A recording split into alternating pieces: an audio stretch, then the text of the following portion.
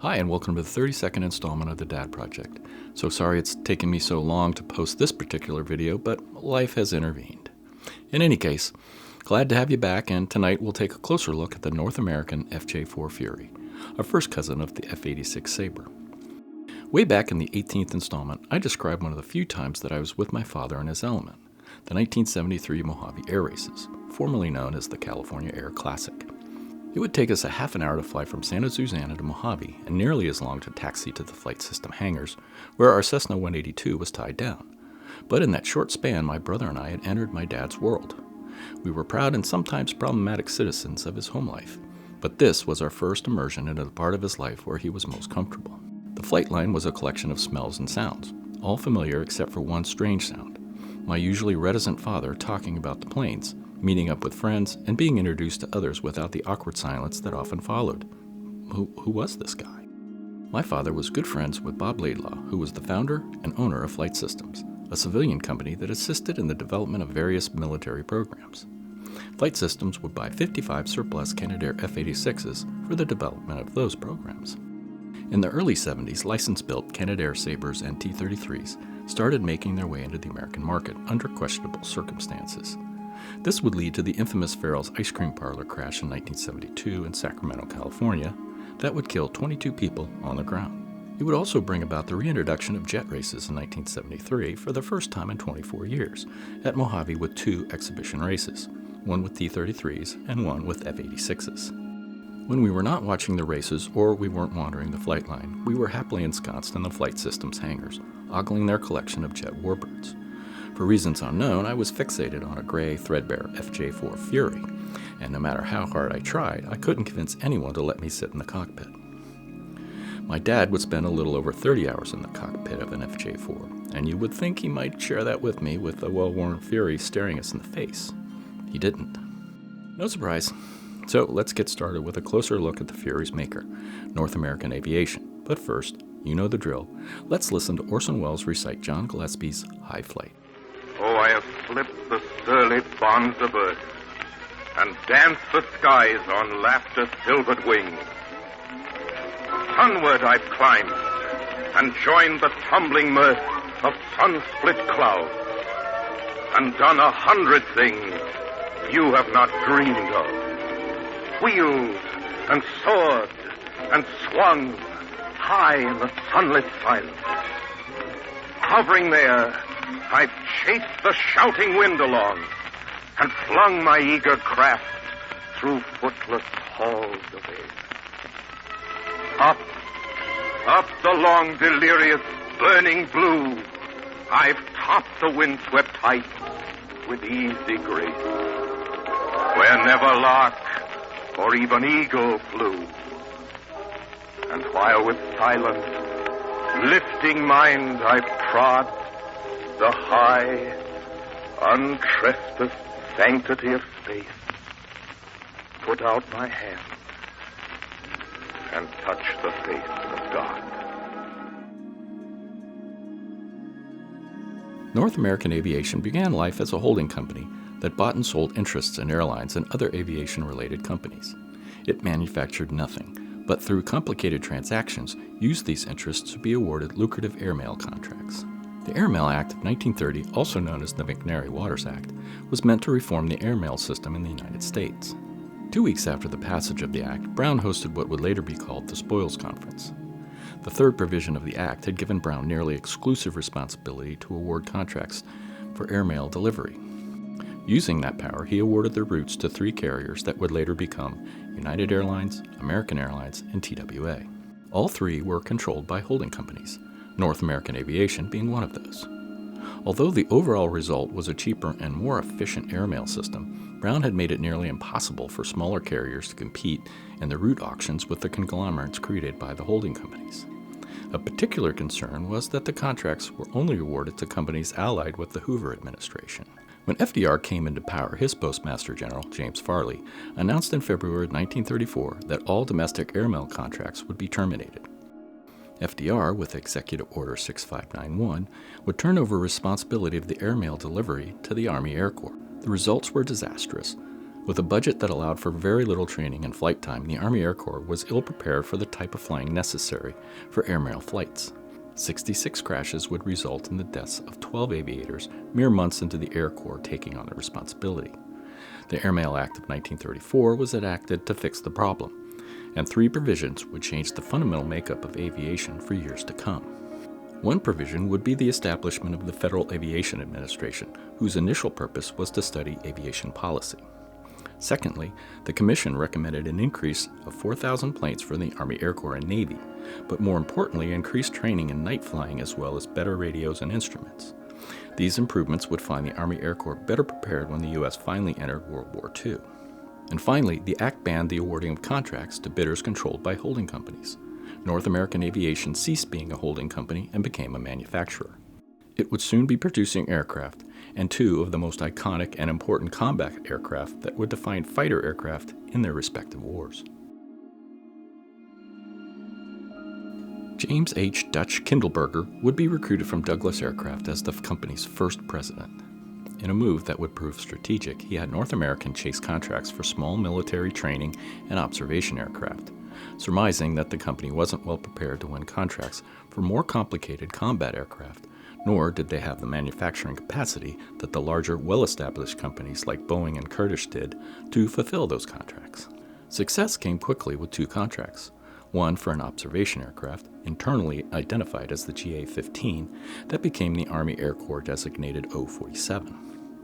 It can best be described as homely. Its relatively simple lines are interrupted midships with a protruding underbelly. The crew of 3 was seated in tandem, and the center crewman was able to lower himself into the underbelly for photography and observation. The realities of World War II soon found the dual-purpose O-47 relegated to towing targets, coastal patrols, and anti-submarine patrols, its observation duties being handed over to the Piper L-4 and Stinson L-5 that were more capable of operating with troops near front lines. The O-47's lack of speed would find its photo recon duties handed over to modified fighters and twin-engine bombers. However, buried within the ungainly profile of the O-47 was North American's first very successful aircraft, the fixed-gear BT-9, that would morph incrementally into the retractable gear AT-6. Someone in the Royal Air Force had quite the sense of humor when the North American BT-14, an upgraded version of the BT-9, made its way into their inventory. Perhaps because it was an American training aircraft, it was named the Yale. Possibly the same head of aircraft naming was in charge when the AT-6 found its way into the RAF, and it was called the Harvard. Whatever the case, the AT-6 would truly become the standard for the higher level of schooling expected of advanced trainers. In anticipation of the coming war, North American had been expanding its manufacturing capability, and well it did, as they would produce over 15,000 of the Harvard Texans over the course of the war. The expansion of their production capacity also came with an increased belief that they could now compete for contracts that were calling for much more advanced aircraft. North American was so confident in its abilities that when the British Purchasing Commission came knocking in 1940 with a request for North American to build P-40s under license for the RAF, Kindleberger instead offered to design a new, more modern aircraft. Although the Spitfire was easily a better aircraft than the P-40, the British were unable to produce aircraft in the numbers they needed for the war on their own. Kindleberger knew this, but assured the British Purchasing Commission that North American could design a new airplane and have that production design ready before the time it would take them to tool up to produce the P-40. Remarkably, after only 102 days, the NA-73 rolled out of the hangar on September 9, 1940, without an engine. The Allison V-1710-39 arrived several weeks later, and on October 26, 1940, test pilot Van Breeze took the Mustang on its maiden voyage.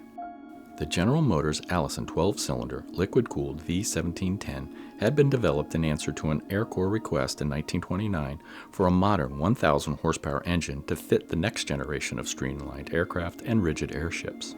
As World War II approached, the engine began a dichotomous existence. Used in both the P-40 and the P-39 without a supercharger, those planes had a reasonable performance but were worthless above 15,000 feet and of no value in the European theater of operation. The same engine with superchargers made the P-38 a formidable opponent at all altitudes. What set the Mustang apart was that even with the same Allison engine with no supercharger as the P-40, its performance envelope was superior to the P-40 in every way. Still worthless above 15,000 feet, but with more talent with its laminar flow wings than the P-40 would ever have. But leave it to the British to make the Mustang the aircraft it could and would truly be. The Air Fighting Development Unit was an RAF unit that developed flight tactics and tested captured enemy aircraft. For one reason or another, Wing Commander Ian Campbell Ord of the AFDU invited Ronald Harker, a test pilot for Rolls-Royce Flight Test Establishment, to fly the Allison-powered Mustang. Harker put the Mustang through its paces and came to the same conclusions that were already known: superior performance below 15,000 feet with a steady drop in performance above that altitude. What piqued his interest, however, was that the Mustang Mark I with its 1,150 horsepower Allison engine was close to 40 miles per hour faster than the Supermarine Spitfire Mark V-C, powered by a 1,470 horsepower Merlin 45 engine, in all aspects below 15,000 feet. Harker immediately called Ray Dorey, the head of Rolls-Royce's experimental division, to see what it would take to mount the Merlin 61 engine, then being mounted in the Spitfire Mark IX, onto the Mustang. After several months of wrangling, the British and the U.S. ultimately agreed to move forward with the test. To say that this was a marriage made in aeronautical heaven is an understatement. Starting with the B model, the Mustang would be paired with the Packard license-built Merlin. Many would argue that from that day forward, the Mustang was the penultimate American prop-driven fighter of the war. But, like all good wars, World War II would come to an end. When it did, North America had produced close to 50,000 aircraft between the B-25, P-51, and the AT-6. At its height, North America employed 91,000 workers, and on VJ Day had 8,000 orders for aircraft on the books. But by 1946, their workforce dwindled to 5,000 employees with a mere 24 aircraft orders. To say that North America needed to pivot, and quickly, is another understatement. As World War II drew to a close, the Allies had built a colossal warfighting machine. The U.S. Navy was manning 6,768 warships. The Army Air Corps had grown from a few hundred aircraft to over 80,000 aircraft by war's end, and millions of men and women were in uniform. The American demobilization following VJ Day, September 2, 1945, is hard to comprehend, so let's look at it by the numbers. In 1945, 12,209,238 men and women were in uniform. A little over a year later, in 1947, that total was down to 1,566,000 men and women. Even more difficult to comprehend is the scrapping and mothballing of thousands of aircraft. By the time the Army Air Corps became the U.S. Air Force in 1947, the wartime high of 80,000 airframes was less than 30,000, with a large number of those aircraft in storage. In the previous installment, it was noted that 90% of aircraft manufacturers went out of business following the end of World War I. If not for two speeches that would define the onset of the Cold War, that very well may have been the case after World War II. In the East, a speech in 1946 given by Joseph Stalin, he would blame the war on monopolistic capitalism, and he went on to say that if it persisted, war would be inevitable between East and West. Stalin's speech would be followed shortly by a speech given by Winston Churchill in 1947 that gave credence to the term Iron Curtain and the very definitive divide between the East and the West. Following these two speeches, the Cold War was well underway, and it breathed new life into the embattled military-industrial complex. So, despite the precipitous drawdown of American forces and equipment following the war, the diverging aspirations of the capitalist West and the communist East would collude to put the world back on a war footing. A number of programs and projects have been awarded in 1944 and 1945, when the end of fighting in both theaters, particularly the Pacific Theater, was still in question. Buried in the extended contracts for existing propeller-driven aircraft were secret programs for the development of jet aircraft to answer the shock of German jet aircraft, particularly the Me-262. The Bell XP-59A Aerocomet would be the first successful American jet aircraft that would, like most, be powered by a licensed British jet engine. Its first flight would be in October 1942, and despite its early, although very secret appearance, its production was terminated before the war even ended. In every test other than maximum altitude, it was outclassed by existing piston engine fighters. It would be the Lockheed P-80 Shooting Star that began life in June 1943, when Lockheed was tasked with designing an aircraft to fit around an engine, the British de Havilland Halford H-1B turbojet. That would be the Air Force's first combat-ready jet aircraft. Like the Mustang, it had an amazingly truncated gestation period of only 143 days. Like every other military program born in World War II, its initial order for 5,000 aircraft was cut to 2,000 following VJ Day, and then only 1,714 would be built. It did, however, live on as the T-33 trainer, of which over 6,000 were built and finally retired in 1997. Following the fall of Germany, the Allies all transferred German aircraft for testing and head-to-head flights with Allied aircraft. Of particular interest to the Army Air Force was how well the Me-262 and the Shooting Star would stack up against one another. Any number of variables, like engine reliability amongst others, could put the P-80 on the top, but it was determined that despite being close to 2,000 pounds heavier than the P-80, the 262 was superior in acceleration, speed, and approximately the same in climb performance. The Me-262 also had a higher critical Mach number from a drag standpoint than any current Army Air Force fighter. This sets the table nicely for North America's venture into jet development. Even though they came late to the party, they would benefit mightily from German aeronautical engineers swept up in Operation Paperclip, and particularly those that were involved in German jet aircraft production. Go with what you know easily describes early jet development. The propulsion system was the radical aspect of early jet design, so the engines were fitted into fuselages with straight wings. The idea and science of the swept wing was not unknown, but getting the idea from paper to product was a problem that's an issue with any untested concept. The Germans were far ahead of us in jet development, but the Me-262 was not an example of an early swept-wing fighter. In fact, it was initially designed with a straight wing, but because of the weight of the engines, the wings were swept back to allow for proper weight and balance. Even stranger was that the first Me-262 was a tail dragger. But this was information that would come later, and like several other manufacturers, North American answered an RFP in late 1944 for the development of the Navy's first jet fighter. All three were unexceptional, conservative straight-wing designs. North American's answer was the FJ-1 Fury, a stubby straight-winged fighter that borrowed the wing, empennage, and canopy from the Mustang. Without a Merlin engine, the cockpit was moved forward for better forward visibility. Better visibility or not, the Fury, along with the other two programs that resulted from the same RFP, the Vought Pirate and the McDonnell Phantom, all had teething and performance problems that would leave them best described as proof of concept. The Pirate was considered so subpar that it never made it into the fleet, while both the Fury and the Phantom did, and both were quickly replaced by the Grumman F-9F Panther. The Fury, however, would sire the epitome of Korean warjet fighters, the F-86 Sabre, which would eventually, through a naming shell game, give birth to the F-86D and the FJ-4 Fury. Sometimes being behind has its advantages. The Air Force had issued an RFP in mid-1944 looking for proposals for a medium-range, single-seat, high-altitude day fighter.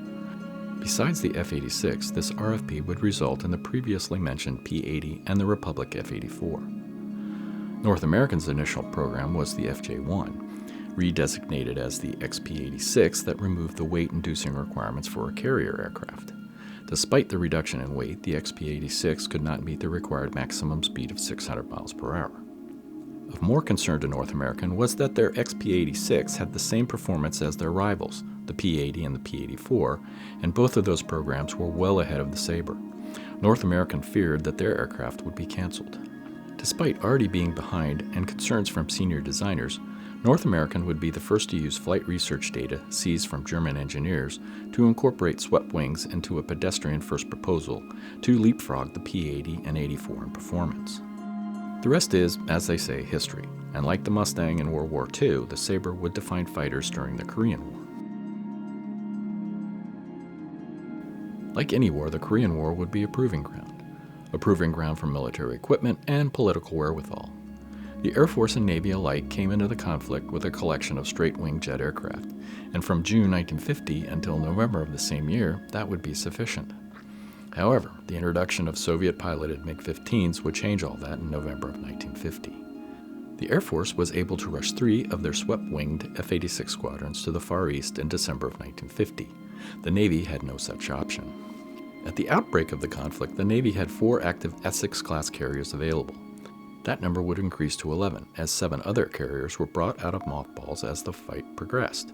But whether it was 4 or 11, the jets attached to these boats were all straight-winged. Had the airspace over Korea been more contested, this would have been problematic. And although both the F-7U Cutlass and the F-9F Cougar were in the pipeline, the Navy needed a high-priority interim solution. To that end, the Navy's Bureau of Aeronautics ordered the immediate development of the F-86E for carrier use with the moniker FJ-2 Fury. During the development and testing phase, it was quickly determined that the FJ-2 was not fully carrier-capable, and it would only be used by land-based Marine squadrons. It would be the further development of the FJ-2 that would be designated the FJ-3 that would finally join the fleet in May of 1955, well after the Korean conflict had come to an end. Which brings us to the FJ-4. By the time the FJ-3 joined the fleet in 1955, the swept-wing F-9F Cougar had been online for close to 3 years. Supercarriers were beginning to come online, and a number of Essex-class carriers had been modified with angled decks. With the Crusader only 2 years from making its appearance in the fleet, the FJ-3's performance was about to be eclipsed in every way. For North America, their design programs were heavily weighted to esoteric Air Force programs, the F-107, the X-15, and the XP-70. As far as its Navy contracts, it would have success with the T-2 Buckeye. But its beautiful A-5 Vigilante had such a specific mission, nuclear weapons delivery, that only by repurposing it as a reconnaissance platform could it be saved with a limited run of 167 airframes.